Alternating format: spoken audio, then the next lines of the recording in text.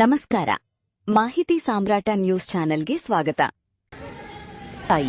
ಗದಗ ಜಿಲ್ಲೆಯ ಬೆಳ್ಳಟ್ಟಿ ಸರ್ಕಾರಿ ಆಸ್ಪತ್ರೆಯಲ್ಲಿ ನಡೆದ ಈ ಅಪರೂಪದ ಘಟನೆ ಇದೀಗ ಎಲ್ಲರ ಗಮನ ಸೆಳೆದಿದೆ. ನಮಸ್ಕಾರ, ಮಾಹಿತಿ ಸಾಮ್ರಾಟ ನ್ಯೂಸ್ಗೆ ಸ್ವಾಗತ.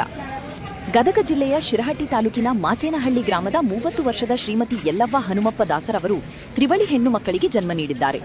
ವಿಶೇಷ ಅಂದ್ರೆ ಇಂದಿನ ಕಾಲದಲ್ಲಿ ಸಹಜ ಹೆರಿಗೆಯೇ ಸವಾಲಾಗಿರುವ ಸಂದರ್ಭದಲ್ಲಿ ಯಾವುದೇ ಶಸ್ತ್ರಚಿಕಿತ್ಸೆ ಇಲ್ಲದೆ 3 ಹೆಣ್ಣು ಮಕ್ಕಳಿಗೆ ಜನ್ಮ ನೀಡಿರುವುದು ವೈದ್ಯರನ್ನೇ ಅಚ್ಚರಿಗೊಳಿಸಿದೆ.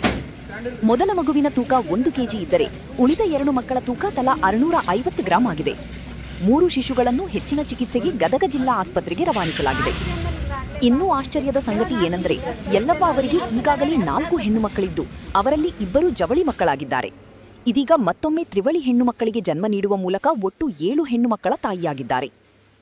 ಬೆಳ್ಳಟ್ಟಿ ಸರ್ಕಾರಿ ಆಸ್ಪತ್ರೆಯ ಇತಿಹಾಸದಲ್ಲಿ ಇದೇ ಮೊದಲ ಬಾರಿಗೆ ತ್ರಿವಳಿ ಮಕ್ಕಳ ಜನನವಾಗಿದ್ದು ಆಸ್ಪತ್ರೆಯ ವೈದ್ಯರಾದ ಡಾಕ್ಟರ್ ಅಭಯ್ ಇಂಗಳೆ ಹಾಗೂ ಸಿಬ್ಬಂದಿ ವರ್ಗದ ಸೇವೆಯನ್ನು ಸಾರ್ವಜನಿಕರು ಶ್ಲಾಘಿಸಿದ್ದಾರೆ. ಆದರೆ ಈ ಸಂತಸದ ಘಟನೆಯ ನಡುವೆಯೇ ಆಸ್ಪತ್ರೆಯಲ್ಲಿ ಸಿಬ್ಬಂದಿ ಕೊರತೆ ಇರುವ ವಿಚಾರವು ಮತ್ತೆ ಬೆಳಕಿಗೆ ಬಂದಿದೆ. ಸುಮಾರು 25 ರಿಂದ 30 ಗ್ರಾಮಗಳ ಜನರು ಈ ಆಸ್ಪತ್ರೆಗೆ